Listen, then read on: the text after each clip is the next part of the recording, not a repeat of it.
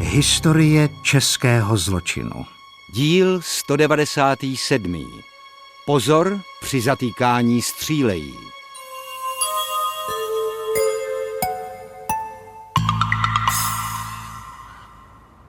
Jakmile se setmí, jsou česká města víc než temná. Je podzim roku 1940. Válka už trvá víc jak rok. V protektorátu Čechy a Morava hlídají zatemnění oken strážníci a za nedostatky udělují pokutu ve výši 2 říšských marek. Německé velení v protektorátu ví, že tma je ideální prostředí pro lupiče a zloděje, a proto platí zpřísněné tresty za zločiny spáchané v době zatemnění. Ale přesto se stále loupí a krade. Své o tom ví strážmistr Alojz Končický a jeho policejní učitel, inspektor Jan Hulík. Oba se na pražském bezpečnostním oddělení specializují právě na loupeže a krádeže. Zásada je chodit pěšky, Lojzíku. Znát každou pražskou ulici, každý průchod a pasáž.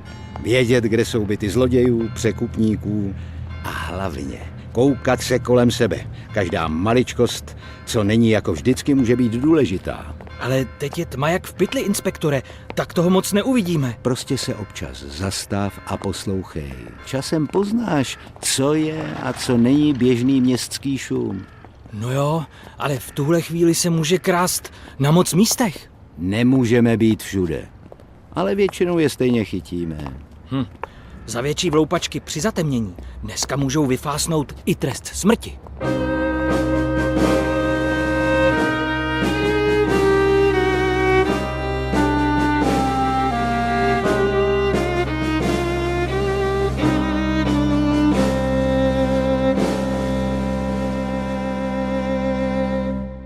V čase protektorátu Čechy a Morava byla situace českých policistů a kriminalistů složitá. Od 20. května 1939 měl takzvaně ochranný dohled nad policií protektorátu generálporučík Jürgen von Kamptz.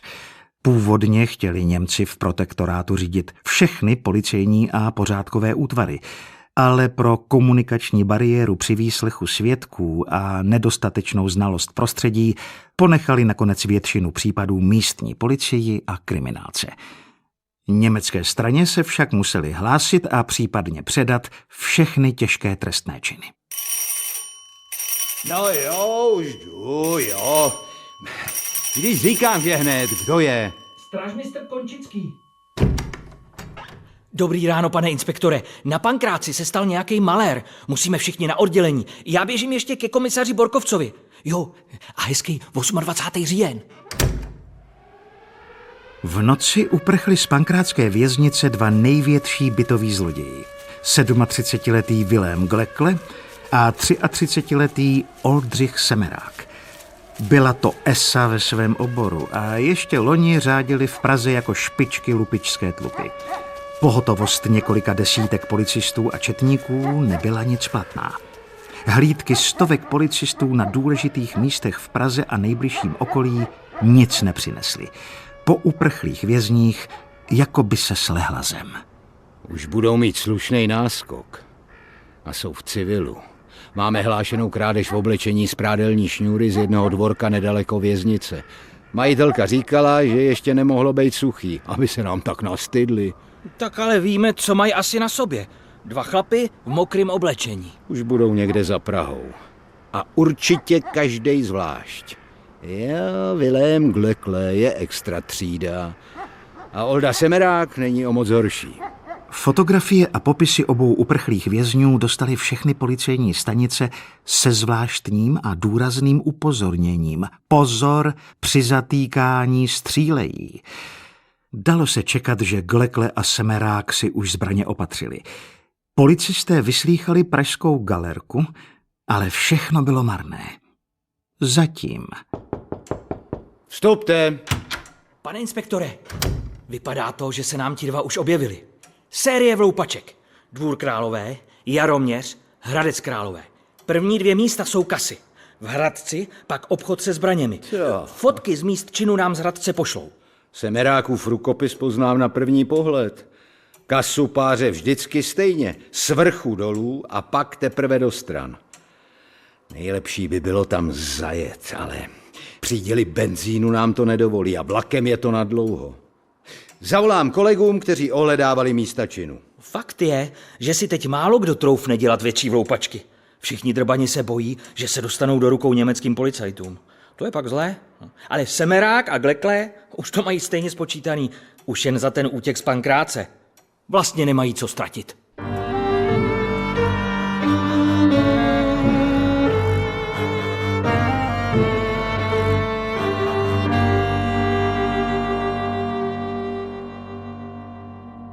Fotografie z míst činů napověděly, že pokladny na 95% otevíral Semerák. Byl vyučený zámečník a používal vždycky stejné nářadí a postup. Nejdřív navrtal díry do kasy a pak vyrval celou stěnu po způsobu otevírání sardinek a vznikl pro něj typický otvor do trojúhelníku. Glekle se postaral o vloupání do obchodů s textilem, do zlatnictví, ale i do autodílny. Většinou on vytipoval místa, cesty k nim a zpět i načasování. A hlídal, aby měl kolega klid k práci. Ve 2 případech už při vloupáních použili zbraně, ale naštěstí se to obešlo bez zranění. Zatím se jim vždycky podařilo zmizet dřív, než stihla policie zakročit. Série loupeží pokračovala. Další vloupání byla zaznamenána v Jihlavě, Chrudimi a v Českém Brodě. Němci se už o případ začali zajímat, ale naštěstí se ještě do vyšetřování nepletli. Cítíš to napětí, Vildo? Přímo rozechvění? Lepší jednou vidět, než 3krát slyšet, co? Jo, není nad to bourat káču. Trochu strach, trochu těšení. Vůně kovu. Je to jako rozbalovat dárek. Nic se tomu nevyrovná.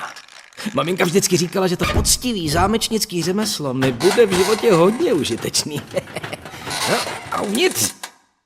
Podívej, jak mají ty mergle pěkně srovnaný. Právě včas. Naproti končí kino. Vypadneme s nima. Kristián se ten film jmenuje. Prej je to kasovní trhák. No, my tu máme taky kasovní trhák. Tak, konec představení. Příště budeš zase hlídat.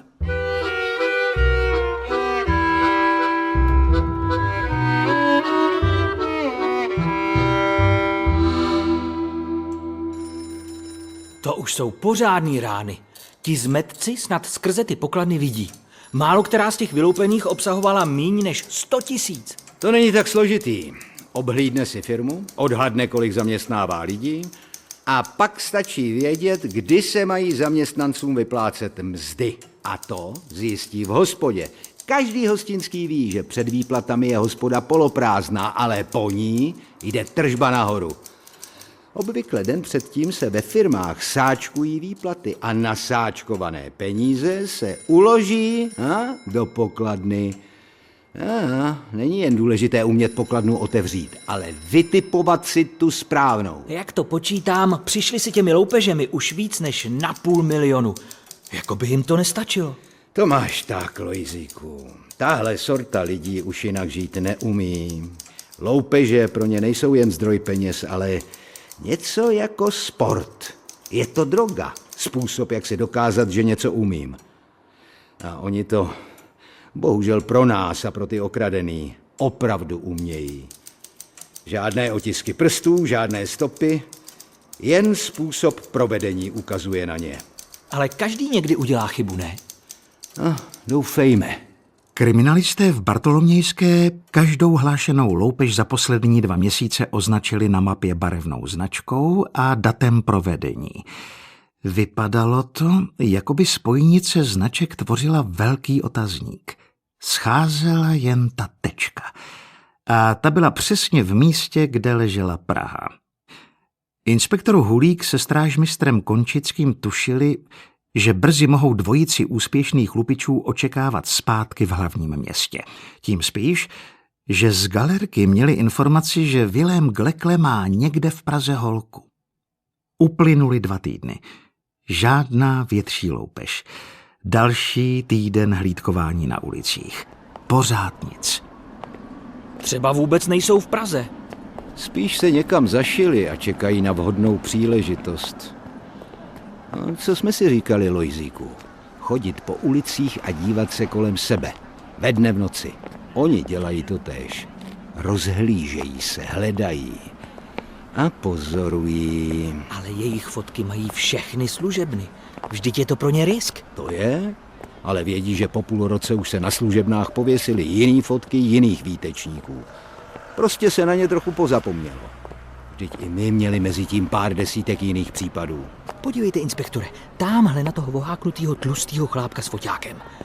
Vypadá jak turista. Před válkou jich bylo v Praze plno, ale dneska? Nezastavuj se, jdeme pomalu dál. Aha, to nebude turista, otáčí se. Jde proti nám. Sakra, je to on. Nedívej se na něj. Zastavíme tady, u výkladní skříně. Páni, vy myslíte Semerák? Je to on. Jen nám kapánek přibral. Co teď? V kapse může mít bouchačku. Může. Jdeme mu naproti. Jak nás mine. Já vlevo, ty vpravo a každej za jednu ruku. Kriminální policie, půjdete s námi. Pomoc! Lupiči, lidi, pomoc! Chtěj mě okrást! Honem, někam dovnitř! Tady do toho kšeftu! Já otevřu! No, Levou mám. Přicvaknu ho tady k tomu, k lednici. Přitlač ho. Držím! Mám pravou! Je. My jsme v řeznictví. Kapsy, rychle. Pistole. A odještěná. V náprsní kapse. Vystřelovák. Německá kvalitka. A v další kapse. Sákryš, to je peněz. 15 000 na hotovosti. Vypadá to, že jsme ulovili pěkně vykrmený kousek. Tohle si vyprošuju, pane šéf. Vy to strpíte ve svém obchodě. Budu si na vás stěžovat. Semerák sebou tak mrskal, že lednici otevřel. Zevnitř na něj mezi jitrnicemi zírali k překvapení všech 2 vepřové hlavy. Kriminální policie, inspektor Hulík. Máte tu telefon? Semerák byl eskortován na oddělení do Bartolomějské. Tam ho nechali pár hodin vychladnout v cele. Výslech trval přes 12 hodin. Od pozdního večera do rána a ještě dopoledne. Semerák vytrvale zapíral.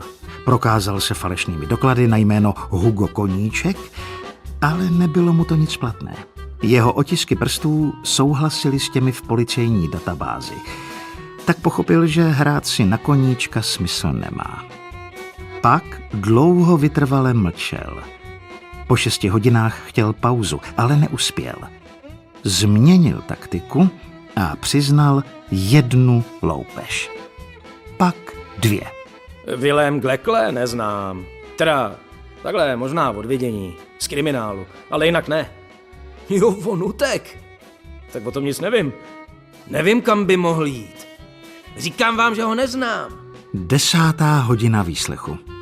Semerákovo tučné tělo, zvyklé za půl roku na vydatnou stravu, se hlásilo o slovo. Dostal jen tenký krajíček chleba a vodu. 11,5 hodiny výslechu. Dostal sklenici vody. Jeho oči hypnotizovaly krajíc chleba se sádlem ležící na stole vyšetřovatelů. Pochopil, že další jídlo si musí zasloužit. Tohle je nelidský, co se mnou děláte. To je protizákonný. Je mi zlé. To je nátlak, to je vydírání. No tak já snad jedině vím, že Vilda má ženskou. Jmenuje se Agnes a dělá servírku. Hulík vzal ze stolu talíř s chlebem a sádlem a nakročil k Semerákovi. Počkal, jestli bude pokračovat ve výpovědi, ale když bylo ticho, položil talíř zpátky na stůl. Semerák bojoval. Jo, teď jsem si vzpomněl.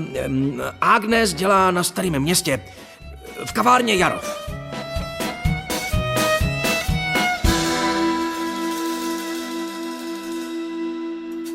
Páni, Ten teda nakynul. Myslíte, že to udělal schválně, aby ho lidi nepoznali? Prožral se do jiný podoby. Skoro mu to vyšlo. On musel snad většinu z těch peněz, co nakrad, projíst. A to si vem, jak je to teď za války s příděly potravin. Z těch nikdo nestloustne. Toho to muselo stát Mailand. A k tomu si vemte riziko černého trhu. No, měli jsme v každém případě kliku. A ta finta s chlebem, to bylo skvělý. Upřímně, ten mi moje milá žena připravila do aktovky a já ho nestihl sníst. A pak jsem si všiml, jak ho ten chlap hypnotizuje. Došlo mi, že je zvyklý žrát furt. Takže za úspěch tohoto výslechu vlastně může moje Anička. No ale kliku jsme měli, inspektore, hned na začátku. Vždyť on měl nabitou pistoli v kapse. Stačila vteřina, stačilo být o chlup pomalejší. A minimálně jeden z nás už tu nemusel být.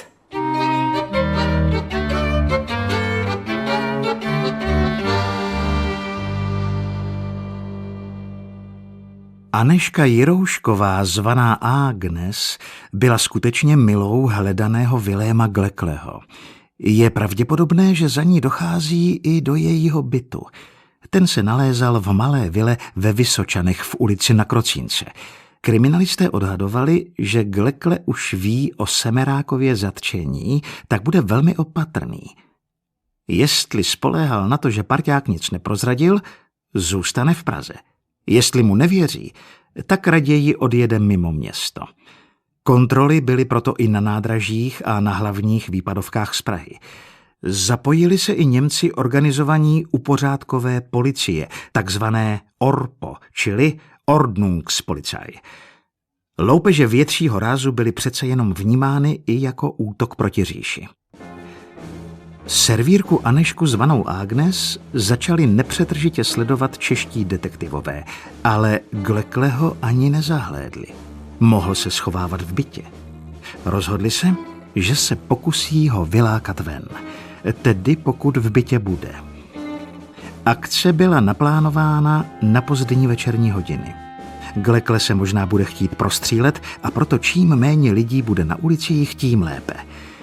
Inspektor Hulík a strážmistr Končický si sebou vzali ještě jednoho kolegu, kterého postavili pod okna vily Na Krocínce. Oni dva zamířili k hlavnímu vchodu. Rozespalá, zjevně vyplašená a polonahá Anežka Jiroušková pootevřela dveře a téměř ve stejnou chvíli hledaný Glekle skáče oknem na druhé straně domu a střílí kolem sebe do tmy. Povinné zatemnění nahrává pachateli. Jsou v obydlené oblasti a proto mají kriminalisté strach opětovat střelbu. Prchající Glekle žádné zábrany nemá. Prostřílel si cestu přes okolní zahrádky a zmizel.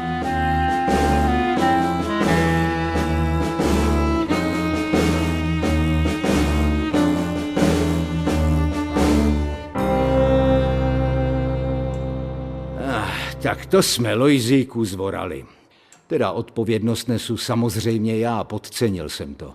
Měl jsem strach, že nám ten mizera pláchne a uspěchal jsem to. Hloupý bylo, že jsme nic neviděli. Špatný načasování. Nejspíš by to bylo lepší přes den, ale zase motalo by se tam víc lidí. Mohl by si vzít rukojmí. Těžko si vybrat. Bylo nás málo, chtělo to pořádnou přepadovku. Prostě všechno bylo špatně. Podcenil jsem to. Bezpečnostní inspektor Hulík. Ja, entschuldigen Sie bitte, Inspektor Hulík am Telefon. Ja, das hat nicht geklappt, Herr Geschke. Ja, wir versuchen es. Wiedersehen. A je to tady.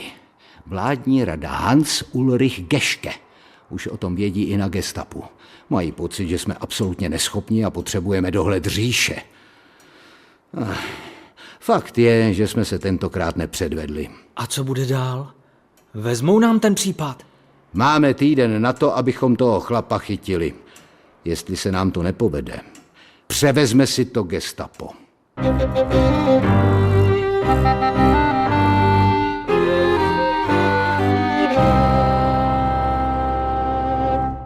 Ale ještě tu byla blonďatá Anežka Jiroušková, čili Agnes. Holka věděla, že má problém, protože ukrývala nebezpečného lupiče. Marně tvrdila, že netušila, co Glekle dělá. Arzenál zbraní ve sklepě vily, spousta kradených věcí po bytě ji usvědčovali ze lži. Našla se i čokoláda, salámy a drahé látky. Lupiči měli široký repertoár. Nedostatkové zboží se dalo za války se ziskem prodat. Podívej, Agnes, vem rozum do hrsti. Jsi mladá holka, která se nechala oblbnout frajerem a kupou peněz. Je ti 18. Chceš přijít o život? Už se o tebe zajímají Němci. Ale ona asi opravdu nevěděla, kam se Glekle poděl. Pak však prozradila jeden důležitý detail. Se semerákem si uložili na hlavním nádraží do úschovny kufr. Asi s něčím důležitým, protože lístek z úschovny měl prý Glekle pořád u sebe. Agnes nevěděla, co v kufru je, ale zapamatovala si číslo na tom lístku. 97.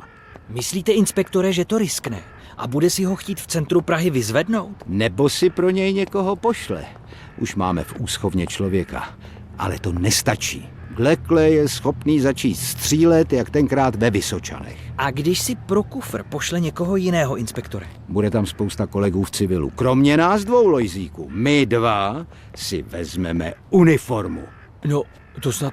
To myslíte vážně? Vstoupíme na čas do Modré armády.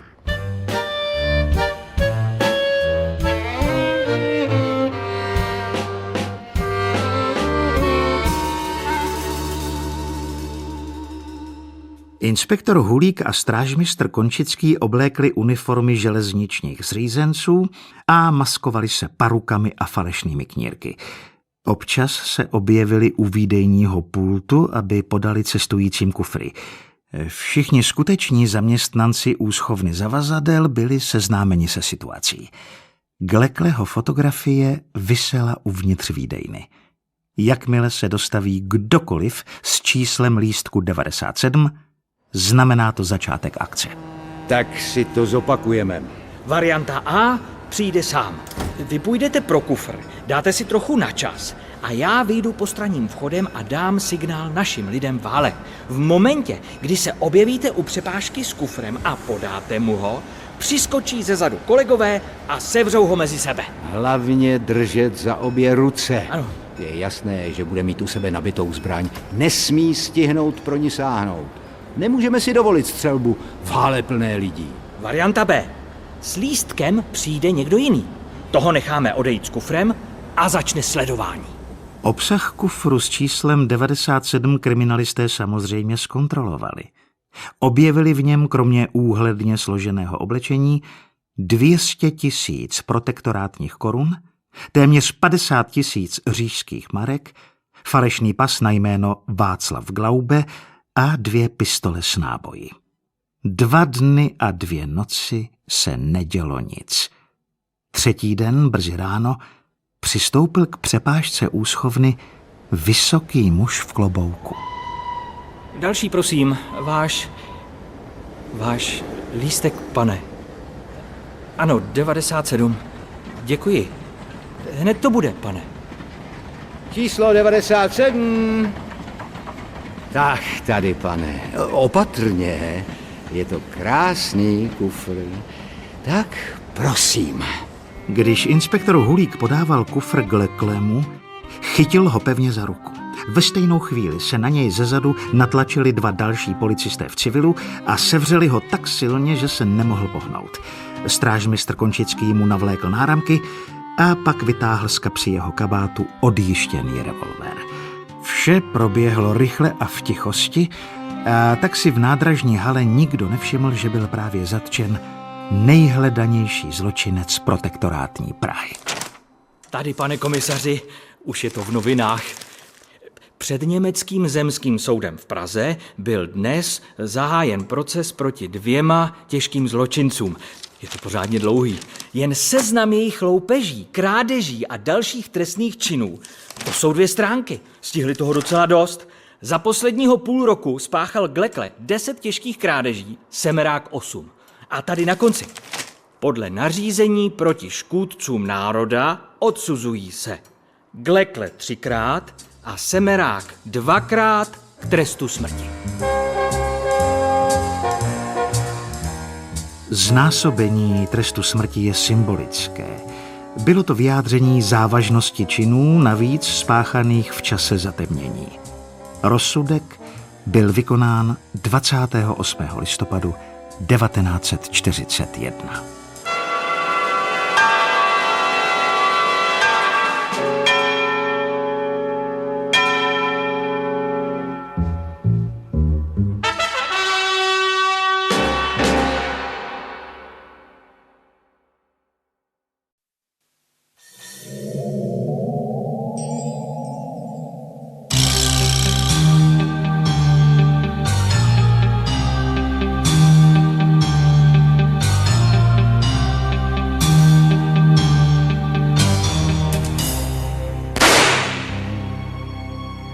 Historie českého zločinu. Díl 14. Pád. Komentuje profesor Jiří Strauss, kriminalista a soudní znalec v oboru forenzní biomechanika. Nic neděláš, chlastáš, pořád jenom sedíš na tom zatraceném gauči. Ty hubo jedna nevymáchaná, takhle se mnou mluvit nebudeš. Koukej uvařit něco pořádného k jídlu. Co bych ti asi tak měla vařit? Jsme rozvedený na jese, kde chceš. A kdy konečně od tebe uvidím nějaký peníze? Jaký bych já tobě měl dávat peníze? Třeba ty, co mi dlužíš za rekonstrukci bytu. Žádný peníze ode mě neuvidíš. Jen počkej, máš předvolání k soudu a tam tě sedřu z kůže. A pak si běž bydlet klidně pod most. Už toho mám dost! Jseš hnusná sobecká mrcha. Mrcha jedna, jak já ji nenávidím. Nechám je chcípnout hlady někde pod mostem. Oškube mě jak slepici. Co to dělá? Otevírá okno, leze na stůl, snad nechce skočit z okna. Ne, klečí u okna a vyklání se ven. Bere košík s vypraným prádlem a přivazuje prádelní šňůru.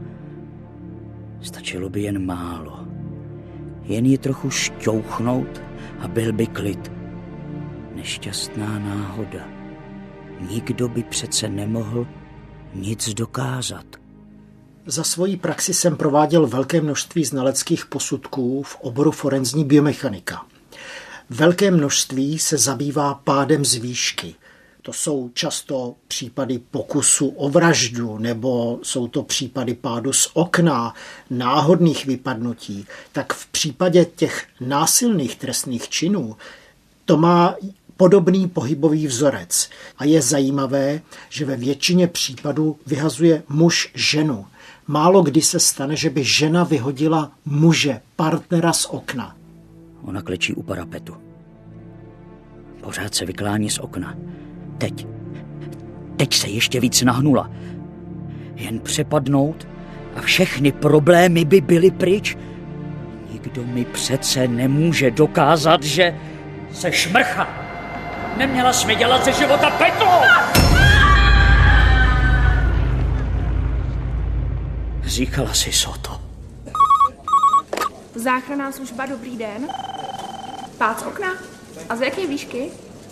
Je při vědomí? A kdy se to stalo? Ano, posíláme tam sanitku.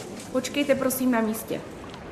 Ježišmarja, ona je asi mrtvá. Zavolejte někdo policajty.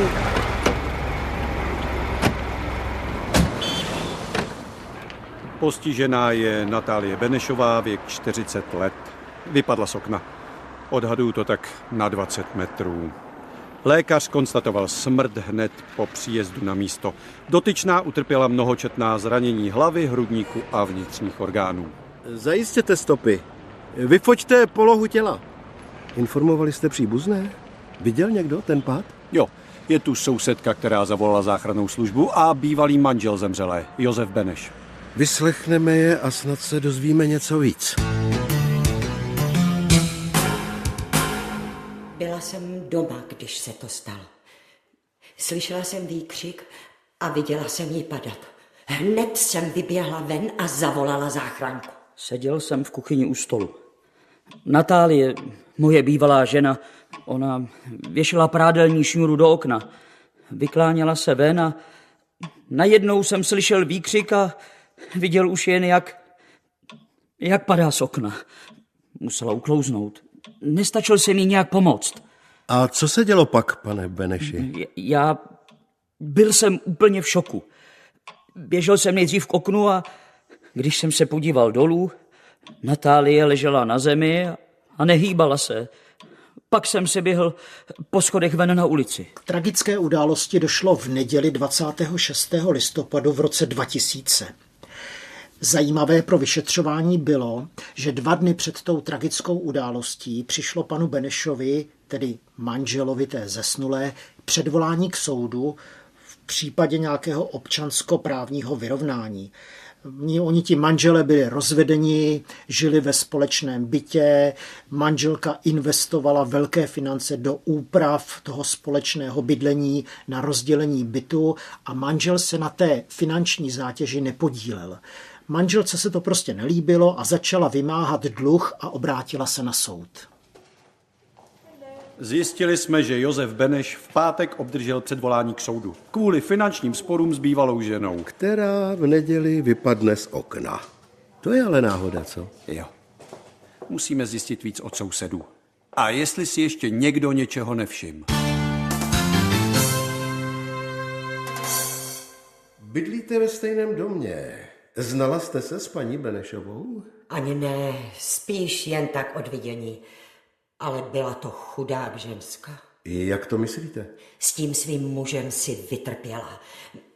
On to je vzdělaný a inteligentní člověk. Dokonce učil na univerzitě, ale pak dostal mrtvici a ochrnul na polovinu těla. Přišel o práci, zkoušel sice nějak podnikat, ale to nedopadlo dobře. Nakonec začal pít, začal být hodně náladový a agresivní a stal se z něho zlej chlap. Rozvedli se, ale zůstali bydlet spolu. Často se hádali. A ona mi jednou říkala, že ji i několikrát zmlátil a vyhrožoval, že ji zabije. Ty výhrušky jste slyšela vy osobně? Já ne, ale Pavlíčkovi, který s nima bydlejí na patře. Víte, v paneláku je slyšet skoro všechno. Zeptejte se u nich. Několikrát si stěžovali i narušení nočního klidu. Víte, já bych se vůbec nedivila, kdyby ji z toho okna strčil. Neříkejte. Někdy z něj šel strach.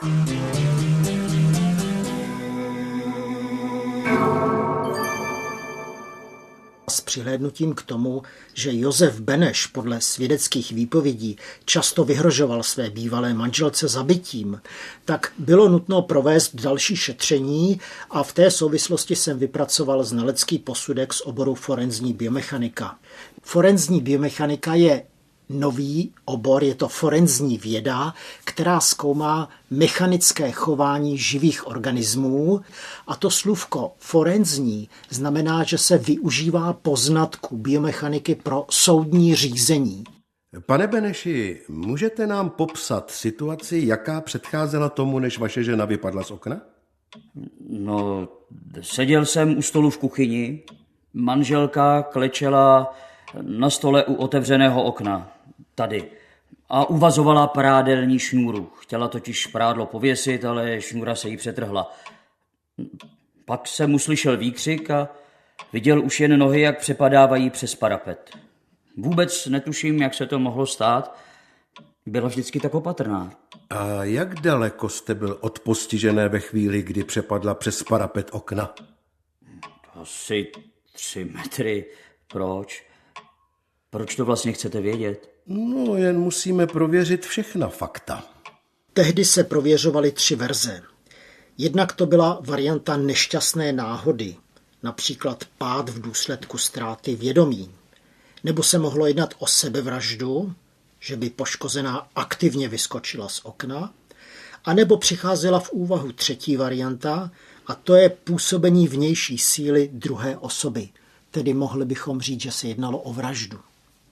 Bylo třeba prověřit, zda místo dopadu poškozené odpovídá výšce a způsobu pádu, který popisoval manžel. Pro biomechanické posouzení pádu z výšky je důležitý pohyb těžiště těla při pádu a jeho výchozí poloha. Zopakujme si fakta, která známe. Pád se uskutečnil ze 7. patra budovy.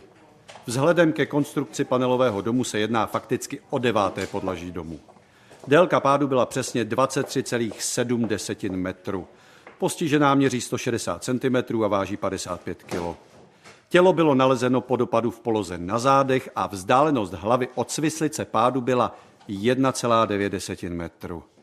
Čas pádu jsme vypočítali na 2,19 vteřiny.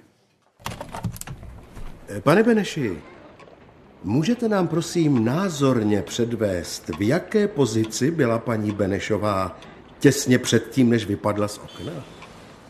Máme tady figuranta, který je jištěný na laně a budeme zkoušet různé verze, jak se to mohlo stát. Tak, Natálie klečela na stole asi takhle.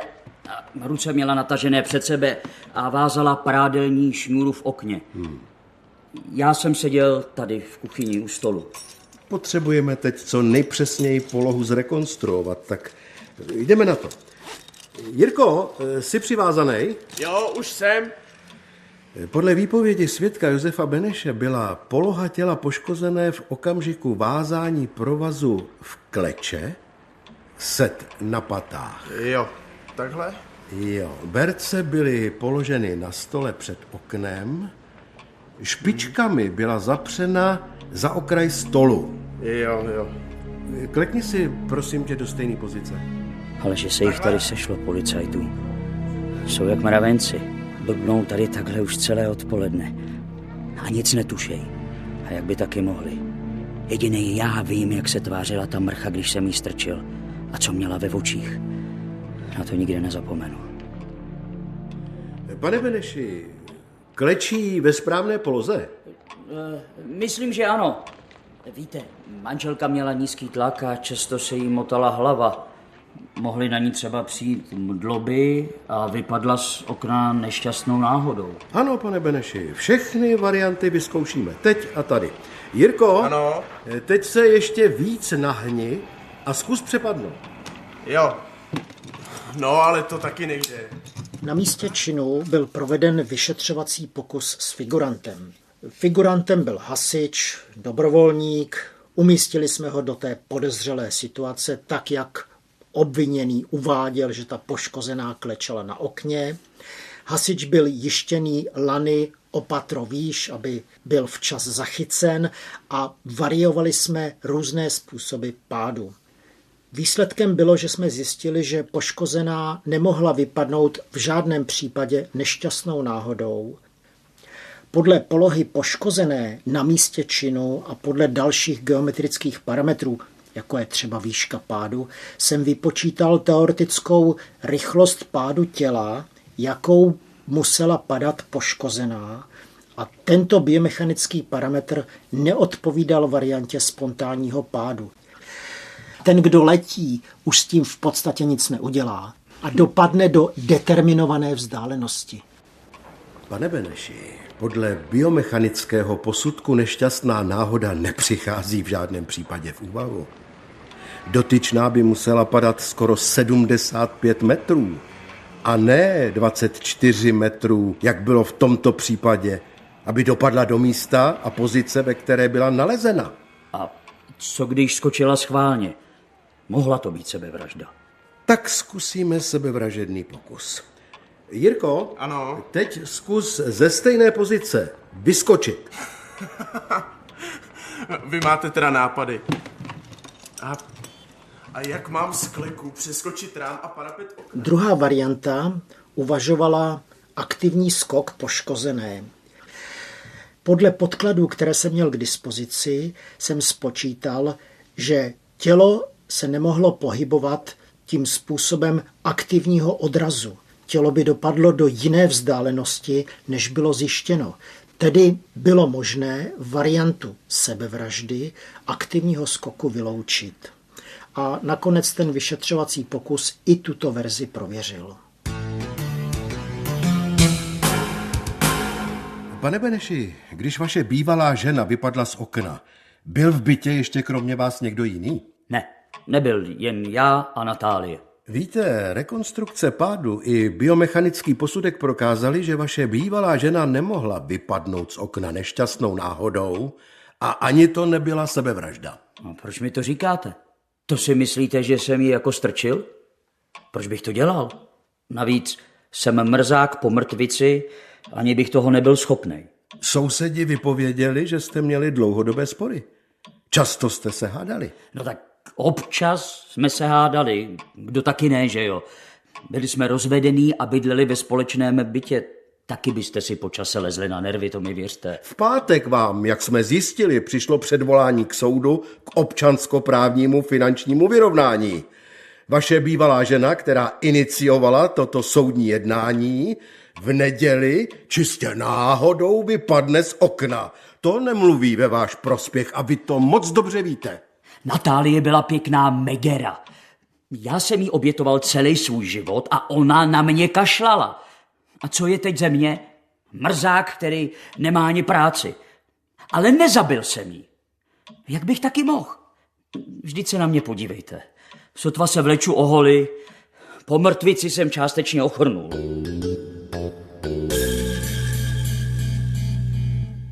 Obviněný neustále tvrdil, že je po mozkové mrtvici. Zpočátku malinko napadal na nohu, pajdal, ale jakmile to vyšetřování postupovalo, tak on zdůrazňoval ten svůj handicap. Začal chodit o holi a pořád zdůrazňoval při výslechu, že je mrzák, že by přeci manželku nevyhodil. Manželka byla sportovkyně, ona by se bránila a on jako mrzák by ji přeci ani nemohl silově vyhodit ven. Pane Beneši, takže trváte na své nevině? Nechcete změnit výpověď? Přiznání je polehčující okolnost. To máte pravdu, nechci. Dobře, tak budeme pokračovat ve vyšetřovacím pokusu.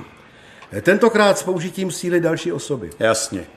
Jirko? No? Seš jištěnej? Jo, už jsem. Tak jdem na to. Prosím tě, klekni si zas na ten stolek u okna. Jo. Do stejné pozice jako předtím. Jo, do stejné pozice. Pane Beneši, klečí figurant správně? Klečela takhle i vaše bývalá žena? No jo, klečela. Tak nějak. No tak fajn, můžem začít. Jirko, zůstaň takhle, nehýbej se. Ano. A my tě takhle šťouchnem. Ty vole! A už je venku. A stačilo jen málo postrčit. Ale pěkně se houpe. Jo, no páni, sice dělám u policie, ale na tohle bych žaludek neměl. 7. patro, pěkná výška. Jirko, seš v pohodě? Jo, jsem v pohodě. Tak fajn. Vytáhněte ho, kluci. Teď to zkusíme mnohem menší silou. Při vyšetřovacím pokusu si figurant vždycky klekl do té polohy, jak uváděl obviněný. A my jsme se pokoušeli z této polohy rekonstruovat nejenom různé typy pádu, vyhození a vypadnutí, ale také jsme zkoušeli, jak velká síla je potřebná na vystrčení poškozené ven. Figurant vždycky dopadl 2-3 metry pod okno, vytáhli jsme ho nahoru, znova šel do té výchozí polohy a ku podivu ta síla, vnější síla na vypadnutí byla poměrně malá. Mně vyšla ve znaleckém posudku kolem 60 Newtonů a skutečně při tom vyšetřovacím pokusu se zjistilo, že těch 60 Newtonů, což je asi tak zhruba 6 kilo, plně postačuje, aby poškozená byla z té polohy v kleče na stole před otevřeným oknem, kdy ruce měla vysunuté ven, byla vystrčena ven a letěla tím definovaným pádem až do té polohy, kde byla zadokumentována.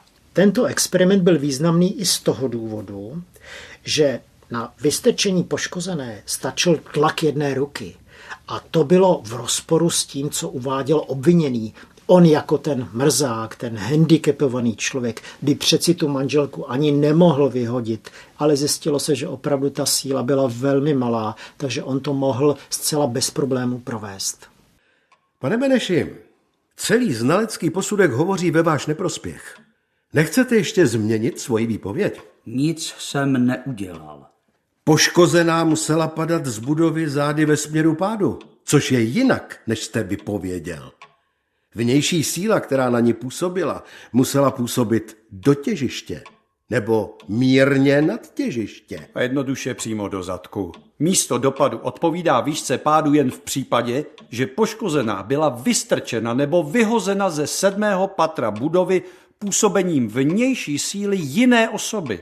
Místo dopadu neodpovídá nešťastné náhodě nebo sebevražednému skoku. Já jí nezabil.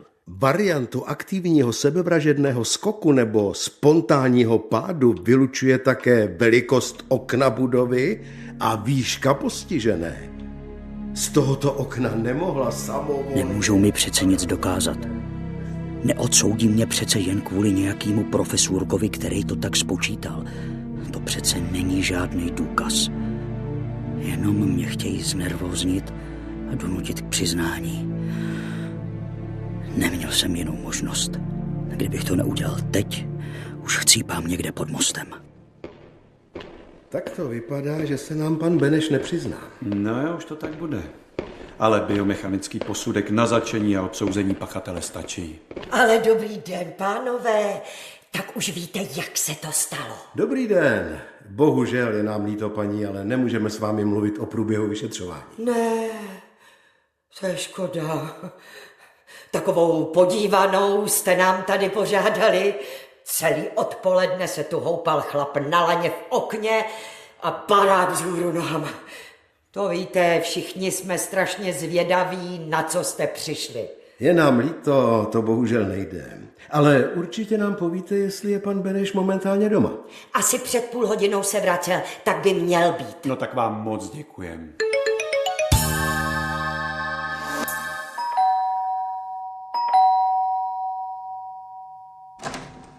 Zase vy?